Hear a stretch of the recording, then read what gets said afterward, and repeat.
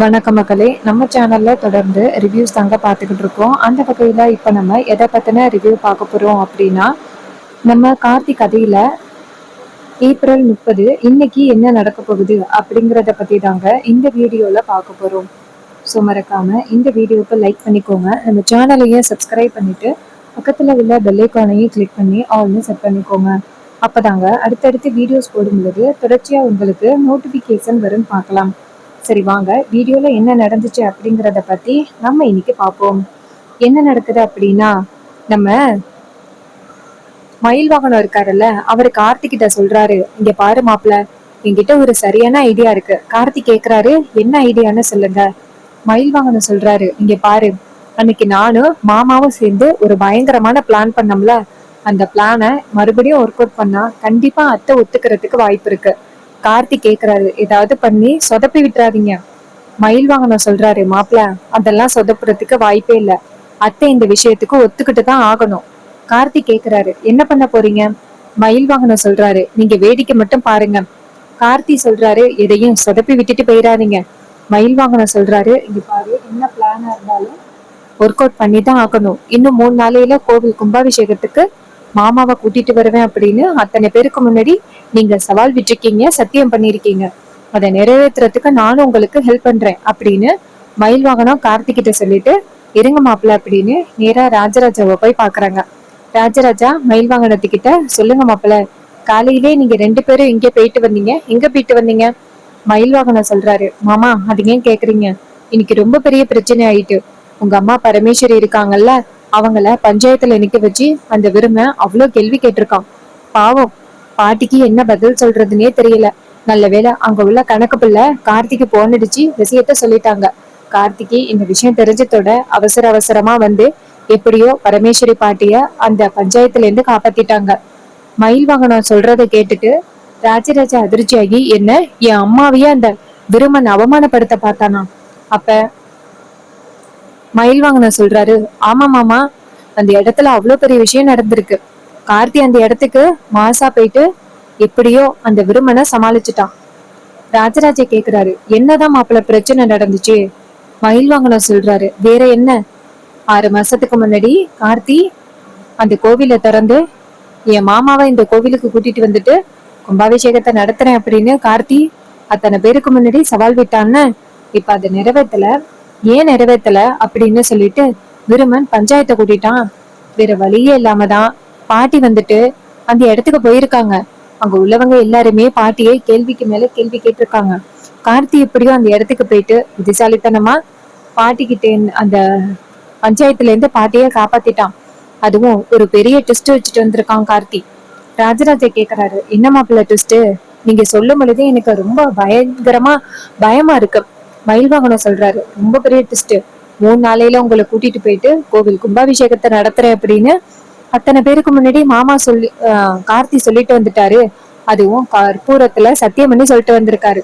இது கேட்டதோட ராஜராஜாவுக்கு ரொம்ப அதிர்ச்சி. என்ன மாப்பிள்ள எப்படி சொல்றீங்க? சாமுண்டீஸ்வரி அவ்வளவு சீக்கிரத்துல ஒத்துக்க மாட்டாளே. மயில் வாகனம் சொல்றாரு, மாமா, எப்படியாவது அத்தையை ஒத்துக்க வைக்கணும். அதுக்கு நம்ம ஏதாவது பிளான் பண்ணணும். கார்த்தி மாப்பிள்ள நமக்காக தான் இதெல்லாம் பண்ணிக்கிட்டு இருக்காரு. நம்மளும் அவருக்காக ஏதாவது பண்ணித்தானே ஆகணும். அப்ப ராஜராஜா சொல்றாரு, மாப்பிள்ள, கிட்டத்தட்ட 30 வருஷத்துக்கு மேலா நான் சாமுண்டீஸ்வரியோட வாக்க மீறாம இருக்கேன். நான் அவளை மீறி போறதுக்கு எனக்கு கொஞ்ச நேரம் ஆகாது. ஆனா நான் என்னைக்குமே அவளை மீறி போக மாட்டேன் மாப்பிள்ள. நானா போயிட்டு அந்த கோவில் கும்பாபிஷேகத்தை நடத்துவேன் அப்படின்னு நீங்க எதிர்பார்க்காதீங்க. சாமுண்டீஸ்வரி அந்த இடத்துக்கு வந்தா மட்டும்தான் நான் போவேன். மயில் வாகனம் சொல்றாரு, நீங்க இத பத்தி உங்க அம்மா கிட்ட கேளுங்க, உங்க ஒய்ஃப் கிட்ட கேளுங்க. ராஜராஜா சொல்றாரு, சரி நான் கேக்குறேன். அப்ப மயில் வாகனம் சொல்றாரு, மாமா, அன்னைக்கு நம்ம ஒரு பிரச்சனை ஆரம்பிச்சோம்ல, அதே மாதிரி நம்ம 2 பேரும் போய் சத்தம் போடுவோம். அப்ப தானா அத்தை என்ட்ரி கொடுப்பாங்க. அப்ப நான் விஷயத்த சொல்றேன். இது கேட்டதோட ராஜராஜாவும் சரி அப்படிங்கிறாரு. அப்புறமா மயில் வாகனம் ராஜராஜா அந்த இடத்துக்கு வராங்க. கார்த்தி இதை பார்த்துட்டு இவங்க 2 பேரும் ஏதோ பிளான் பண்ண போறாங்க அப்படின்னு பாக்குறாரு. சாமுண்டீஸ்வரி அந்த இடத்துக்கு வந்து நிக்க, அதே நேரம் அந்த பொண்ணுங்க எல்லாரும் வந்துடுறாங்க. ராஜராஜா மயில் வாகனத்தை பார்த்து, இங்க பாருங்க மாமா, உங்க இஷ்டத்துக்கு நீங்க எல்லாம் எதுவும் பேசாதீங்க. அப்ப ராஜராஜா கேக்குறாரு, நான் என்ன பேசக்கூடாது? இங்க பாரு, கண்டிப்பா அந்த கோவில் கும்பாபிஷேகத்துக்கு நான் போவேன். அதுக்கு மயில் வாகனம் சொல்றாரு, இங்க பாருங்க மாமா, இத்தனை வருஷமா அத்தை உங்களை எவ்வளவு நம்பிக்கிட்டு இருந்தாங்க, நீங்க பாட்டுக்கும் போவேன்னு சொல்றீங்க. அப்ப சாமுண்டீஸ்வரி கேக்குறாங்க, என்ன பேசிக்கிட்டு இருக்கீங்க? என்ன கோவில் கும்பாபிஷேகம்? என்ன நடக்குது இங்க? மயில்வாகனை கேக்குறாரு, அத்தை இவரு அந்த கோவில் கும்பாபிஷேகத்துக்கு போக போறாராம். அப்ப சாமுண்டீஸ்வரி கேக்குறாங்க, எந்த கோவில் கும்பாபிஷேகம்? கும்பாபிஷேகம் தானே, அது ஹாப்பியா போயிட்டு வரலாமே. அதுக்குதான் மயில்வாகனம் சொல்றாரு, அத்தை அதுலதான் ஒரு பெரிய ட்விஸ்ட் இருக்கு. கோவில் கும்பாபிஷேகம் அப்படின்னு சொல்றது எந்த கோவில் தெரியுமா? 30 வருஷத்துக்கு முன்னாடி கோவில் கும்பாபிஷேகமே நடத்த முடியாம அப்படியே கிடக்கே. சென்னையில இருந்து கார்த்தினிய இவனா வந்து கோவில திறந்தானே, அவன் கூட என் மாமாவை கூட்டிட்டு வந்து கும்பாபிஷேகத்தை நடத்துறேன் அப்படின்னு சொன்னான்ல, அவன் நேத்து பஞ்சாயத்துல நான் மாமாவை 3 நாளையில கூட்டிட்டு வந்து கும்பாபிஷேகத்தை நடத்துறேன் அப்படின்னு சொல்லியிருக்கான். இது கேட்டதோட சாமுண்டீஸ்வரி சொல்றாங்க, எவ்வளவு தைரியம் இருந்தா அவன் இப்படி சொல்லியிருப்பான். ராஜராஜா சொல்றாரு, இங்க பாரு ஈஸ்வரி, இது மாதிரி அம்மா வந்துட்டு எப்படியாவது ரேவதியா கார்த்திக்கு கல்யாணம் பண்ணி வைக்கணும் அப்படின்னு ஆசைப்பட்டது உண்மைதான். ஆனா அதான் நடக்கலையே. அத்தனை பேருக்கு முன்னாடி நம்ம போய் கெத்தா நிக்கலாம். இதுக்கு மேலயும் பாட்டி அவங்க பையனை நம்ம பொண்ணுக்கு கல்யாணம் பண்ணி வைக்கிறதுக்கு வாய்ப்பே இல்லை. அப்ப சாமுண்டீஸ்வரர் சொல்றாங்க, என்ன நீங்க முட்டாளா? நம்ம கிட்ட 2 பொண்ணுங்க இருக்காங்களே. அப்ப ராஜராஜர் சொல்றாரு, இங்க பாரு, அம்மாவுக்கு பிடிச்சது ரேவதியை தான். அதனால ரேவதியை தான் அவங்க கார்த்திக்கு கல்யாணம் பண்ணி வைக்க ஆசைப்பட்டாங்க. ஆனா அதுதான் கல்யாணம் நடக்கலையே சாமுண்டீஸ்வரி. இனிமே அம்மா என்ன நினைச்சாலும் நடக்க போறது இல்லையே. நான் போய் பாத்துட்டு வரேன். அப்பதான் நம்ம சாமுண்டீஸ்வரி சொல்றாங்க, எவ்வளவு தைரியம் இருந்தா என்கிட்டயே போயிட்டு வரேன்னு சொல்லுவீங்க, அங்க நீங்க போகவே கூடாது. அப்பதான் மயில்வாகனம் சொல்றாரு, அத்தை சரியா சொன்னீங்க, இவரு அங்க போகவே கூடாது. அங்க போனாருன்னா அதுக்கப்புறம் இந்த வீட்டுல உள்ள டிரைவரை புடிச்சு கல்யாணம் பண்ணி வச்சுட்டாங்க அப்படின்னு அத்தனை பேரும் இவர்கிட்ட கேள்வி கேட்பாங்க. அப்ப மாமாவால எதுவுமே பதில் சொல்ல முடியாதுல்ல. சாமுண்டீஸ்வரி கேக்குறாங்க, என்ன மாப்பிள்ள சொன்னீங்க? டிரைவரா? அவரு திறமையானவரு, அவருக்கு எந்த திறமையும் இல்லைன்னு சொல்லாதீங்க. மயில்வாகனம் சொல்றாரு, அத்தை ஒருவேளை நம்ம அங்க போனோம்னா அப்படிதான் எல்லாரும் சொல்லுவாங்க. ஒரு டிரைவரை பிடிச்சி உங்க பொண்ணுக்கு கல்யாணம் பண்ணி வச்சுட்டோம், வீட்டு வேலைக்காரனை பிடிச்சி கல்யாணம் பண்ணி வச்சுட்டோம் அப்படின்னு அங்க உள்ளவங்க எதுவும் பேசுவாங்கல்ல. சாமுண்டீஸ்வரி கேக்குறாங்க, இங்க பாருங்க மாப்பிள்ள, இவரு இந்த வீட்டோட மாப்பிள்ள, இவருக்கு திறமை நிறையவே இருக்கு. இவரை போயிட்டு வேலைக்காரன்னு சொல்றதுக்கு யாருக்குமே தகுதி கிடையாது. இது கேட்டதோட மயில்வாகனம் சொல்றாரு, அத்தை அதை நீங்க சொல்லலாம், நான் சொல்லலாம், ஆனா பாக்குறவங்க இவன் வேலைக்காரன் அப்படின்னதால சொல்லுவாங்க. இவனை கூட்டிட்டு போயிட்டு நம்ம அவமானப்பட்டு நிக்கிறதுக்கு இவனை கூட்டிட்டு போகாமயே இருக்கலாம். இது கேட்டதோட சாமுண்டீஸ்வரி, இங்க பாருங்க, நீங்க போயிட்டு வாங்க, அதுவும் மாப்பிள்ளைய கூட்டிட்டு போயிட்டு வாங்க. இது கேட்டதோட ராஜராஜா சொல்றாரு, ஈஸ்வரி நான் மட்டும் எப்படி போக முடியும், நீ தான் வரணும். அப்ப சாமுண்டீஸ்வரி சொல்றாங்க, என்னங்க உங்களுக்கு இந்த தைரியம் எங்கேருந்து வந்துச்சு? என்னையும் சேர்த்து கூப்பிடுறீங்க? அந்த பொம்பளையோட மூஞ்சில நான் கண்டிப்பா முழிக்க மாட்டேன் அப்படின்னு சொல்றாங்க. இது கேட்டதோட ராஜராஜா கேக்குறாரு, ஈஸ்வரி என்னம்மா இப்படி பேசுற? நம்ம பொண்ணுங்க லைஃப் நல்லா இருக்கணும் அப்படிங்கறதுக்காக தானே நான் வந்துட்டு இதெல்லாம் பண்ணிக்கிட்டு இருக்கேன். 30 வருஷமா உன் பேச்சை மட்டும் தான் நான் கேட்டுக்கிட்டு இருக்கேனே தவிர்த்து வேற யாரோட பேச்சையும் நான் இது வரைக்கும் கேட்டதே இல்லை. நீ என்ன ஈஸ்வரி இப்படி பேசுற? அப்ப ஈஸ்வரி சொல்றாங்க, இங்க பாருங்க, நீங்க வேணும்னா எல்லாத்தையும் மறந்துட்டு இருக்கலாம், ஆனா என் வாழ்க்கையில நான் எதையுமே மறக்க முடியாது. என் அம்மாவையும் என் அக்காவையும் என் கண்ணு முன்னாடியே பறி கொடுத்தேன். இது எல்லாத்துக்கும் யாரு காரணம் தெரியுமா? அந்த சாமுண்டீஸ்வரி, அந்த பரமேஸ்வரி தான். இந்த பரமேஸ்வரி குடும்பத்துல உள்ளவங்க தான் காரணம். அவங்கள சுலபமா நான் மன்னிப்பேன் அப்படின்னு நினைச்சிட்டீங்களா? நான் என்னைக்குமே அந்த குடும்பத்துல உள்ளவங்கள மன்னிக்க மாட்டேன். இங்க பாருங்க, நீங்க வேணும்னா போயிட்டு வாங்க, நான் வரமாட்டேன் அப்படின்னு சொல்ல, அப்பதான் ரேவதி இங்கிருந்து வந்துட்டு, அம்மா என்னம்மா இப்படி சொல்றீங்க? நீங்க கல்யாணத்துக்கு முன்னாடி என்கிட்ட ஒரு வாக்கு கொடுத்தீங்களே, ஞாபகம் இருக்கா? சாமுண்டீஸ்வரி கேக்குறாங்க, என்ன ரேவதி? அப்ப ரேவதி சொல்றாங்க, அம்மா ஒருவேளை நான் இந்த கல்யாணத்துக்கு ஒத்துக்கிட்டா என்ன தாத்தா பாட்டி வீட்டுக்கு அனுப்புவேன் அப்படின்னு நீங்க சொன்னீங்கல்ல, அப்பாவையே அனுப்புவேன் அப்படின்னு சொன்னீங்கல்ல, இப்ப என்னம்மா இப்படி பேசுறீங்க? சாமுண்டீஸ்வரி சொல்றாங்க, என்ன ரேவதி இப்படி பேசுற? ஒருவேளை நான் கொடுத்த வாக்கு சரிதான், பாக்கணும் அப்படின்னு நினைச்சு அவரு போயிட்டு வரட்டும், நான் வரமாட்டேன் அப்படின்ட்டு கோவமா சாமுண்டீஸ்வரி ரூமுக்குள்ள போறாங்க. சாமுண்டீஸ்வரி அப்படி போறத பார்த்துட்டு ரேவதி அதிர்ச்சி ஆகுறாங்க. மயில்வாகன நேரா ராஜராஜா கிட்ட, மாமா அதான் உங்களை போயிட்டு வரலாம் அப்படின்னு அத்தை சொல்லிட்டாங்கல்ல, அப்புறம் ஏன் பயப்படுறீங்க? அவரு சொல்றாரு, இங்க பாருங்க மாப்பிள்ள, என்னதான் இருந்தாலும் சாமுண்டீஸ்வரியும் வந்தாதானே நல்லா இருக்கும். நான் மட்டும் போறதே சரியில்லை மாப்பிள்ள. என்னைக்கா இருந்தாலும் நான் என் பொண்டாட்டி கூட தான் அந்த ஊர்ல காலை வைப்பேன். அதுக்கு முன்னாடி அந்த ஊர்ல நான் காலை வைக்க மாட்டேன் மாப்பிள்ள அப்படின்னு சொல்லிட்டு போறாங்க. இது கேட்டதோட நம்ம மயில்வாகனும் அதிர்ச்சி ஆகுறாரு. மாமா என்ன இப்படி பேசுறாரு, கார்த்திக்காக இது கூட செய்ய மாட்டாரா அப்படின்னு. இன்னொரு பக்கம் நம்ம ரேவதி அவங்க ரூம்ல போயிட்டு யோசிக்கிறாங்க. அம்மா என்ன இவ்வளவு பிடிவாதமா இருக்காங்க, அம்மா இந்த அளவுக்கு பிடிவாதமா இருப்பாங்கன்னு நான் எதிர்பார்க்கவே இல்லை. அம்மா கிட்ட நம்ம தான் எப்படி சொல்லி அவங்கள சமாதானப்படுத்தணும் அப்படின்னு நினைக்கிறாங்க. அப்பதான் சந்திரா இங்கேருந்து வராங்க. வந்துட்டு, ரேவதி நீ என்ன பண்ணிக்கிட்டு இருக்க, இங்க பாரு, கல்யாணத்துக்கு முன்னாடி அக்கா என்னவோ உனக்கு வாக்கு கொடுத்தது உண்மைதான். அதுக்காக நடந்த பகை எல்லாத்தையுமே அக்கா மறந்துட்டு அந்த ஊருக்கு வருவா அப்படின்னு நீ எப்படி நினைச்சுக்கிட்டு இருக்க.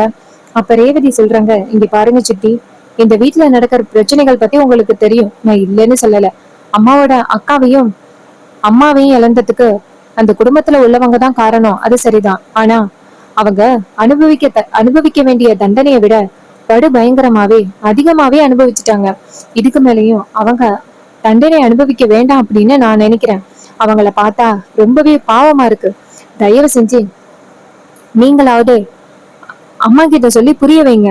சந்திரா சொல்றாங்க, என்ன ரேவதி, இழந்தது ஏன் அம்மாவும் ஏன் அக்காவும் தான்.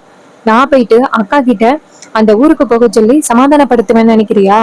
என்னால முடியாது ரேவதி அப்படின்ட்டு கோவமா போறாங்க. அப்ப ரேவதி நினைக்கிறாங்க, சரி இது சரிப்பட்டு வராது, நம்ம நினைக்கிறதுதான் நடக்கணும் அப்படின்னு. சாமுண்டீஸ்வரிக்கு வந்து ரொம்ப முக்கியமான ஒரு போன் வருது. சாமுண்டீஸ்வரி இங்க இருந்து போன் எடுத்துட்டு வெளியில போறாங்க. அப்ப ரேவதி நேரா சாமுண்டீஸ்வரியோட ரூமுக்கு போறாங்க. அங்க போயிட்டு அங்க இருக்கிற அந்த துப்பாக்கியை எடுக்கிறாங்க.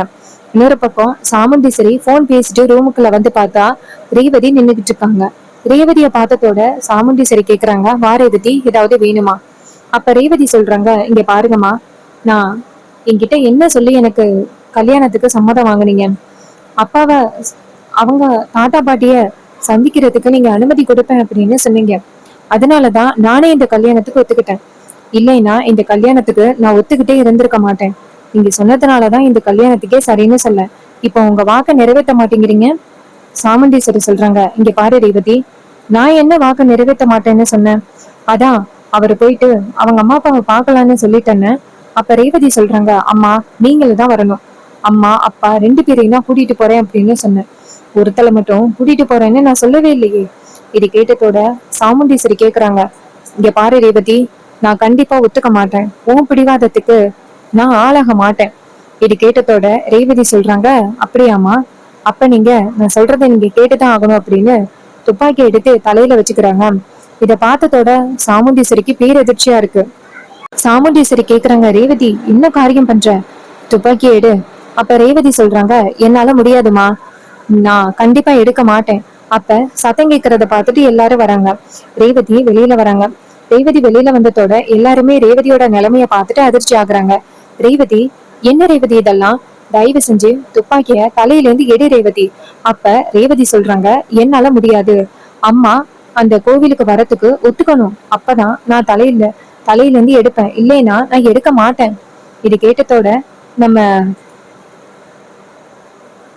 ராஜராஜா ரேவதிய பார்த்து, அம்மாடி ரேவதி, தப்பான முடிவு எடுக்காதம்மா அப்பன்னு பார்த்து கார்த்தி ராஜா எல்லாரும் வந்துடுறாங்க. அப்ப மயில் வாகனமும் வந்துடுறாங்க. அப்ப நம்ம ரோகிணி நேரா ரேவதி கிட்ட, ரேவதி என்ன ரேவதி இப்படி பண்ற, தயவு செஞ்சு எடு ரேவதி. அப்ப ரேவதி சொல்றாங்க, நான் எடுக்க மாட்டேன், அம்மா வந்துட்டு இதை ஒத்துக்கிட்டா மட்டும்தான் நான் தலையில இருந்து எடுப்பேன், இல்லைன்னா நான் எடுக்க மாட்டேன். சாமுண்டீஸ்வரி சொல்றாங்க, இங்க பாரு ரேவதி, நீ என்ன பண்ணாலும் சரி நான் இந்த முடிவுக்கு சரி சொல்ல மாட்டேன். அப்ப நம்ம ராஜராஜ சொல்றாரு, ரேவதி எடு ரேவதி அப்படின்னு. அப்ப ரேவதி சொல்றாங்க, யாராவது பக்கத்துல வந்தீங்கன்னா ஒரே அழுத்து தான். இது கேட்டதோட எல்லாருமே அதிர்ச்சியாகி ரொம்ப சத்தம் போடுறாங்க, ரேவதி நிறுத்து ரேவதி அப்படின்னு. அப்பதான் ரேவதி சொல்றாங்க, அம்மா இன்னும் நீங்க பிடிவாதத்தோட தான் இருக்க போறீங்களா, இல்ல பொண்ணு உயிர் போனா போகட்டும் அப்படின்னு நினைக்க போறீங்களா? இது கேட்டதோட சாமுண்டீஸ்வரி நேரா ரேவதியை பார்த்து, இங்க பாரு ரேவதி, இதெல்லாம் நான் எதுக்காக பண்றேன்னா நம்ம குடும்பத்துக்காக தான் இதெல்லாம் நான் பண்ணிக்கிட்டு இருக்கேன். ஆனா நீங்க கொஞ்சம் கூட ஒத்துக்க மாட்டேங்கிறீங்கல்ல எது நல்லது கெட்டது அப்படின்னு. இந்த எல்லாமே பண்றது நான் உங்களுக்காக தான், நீங்க நல்லா இருக்கணும் அப்படிங்கறதுக்காக தான் நான் இப்படி பண்ணிக்கிட்டு இருக்கேன். அந்த குடும்பத்துக்குள்ள நம்ம நுழைஞ்சோம்னா நம்மளையும் ஏதாவது சொல்லி நம்மளுக்கும் ஒரு பெரிய அவமானத்தை கொண்டுட்டு வந்துருவாங்க. இதுக்கு மேலேயும் அந்த குடும்பத்தை நம்பி அங்க போகணும்னு அவசியம் கிடையாது. ரேவதி நான் சொல்றது கேளு. அப்ப ரேவதி சொல்றாங்க, இல்லம்மா நிறுத்துங்க, நான் கண்டிப்பா கேட்க மாட்டேன். கல்யாணத்துக்கு முன்னாடி நீங்க கொடுத்த வாக்க நிறைவேற்ற மாட்டேங்கிறீங்க. இப்ப நீங்க சரின்னு சொல்லலைன்னா நான் கண்டிப்பா அவ்வளவுதான் அப்படின்னு சொன்னதோட சாமுண்டீஸ்வரி பேரதிர்ச்சி ஆகுறாங்க. அதே நேரம் ராஜராஜா நேரா நம்ம சாமுண்டீஸ்வரி கிட்ட, ஈஸ்வரி, உனக்கு உன்னோட கௌரவம் தான் முக்கியமா? ஏன் ஈஸ்வரி இப்படி பண்ற? அப்ப ஈஸ்வரி சொல்றாங்க, இங்க பாருங்க, நம்ம பொண்ணு ஏதோ பிடிவாதத்துல இப்படி பேசுறா. அவ சொல்றது எல்லாத்துக்குமே நான் ஒத்துக்க முடியாது. அப்ப ராஜராஜா டக்குன்னு சாமுண்டீஸ்வரியை பார்த்து கையெடுத்து கும்பிட்டு, இங்க பாரு, தயவு செஞ்சு ஒத்துக்கோ, நம்ம பொண்ணோட வாழ்க்கை.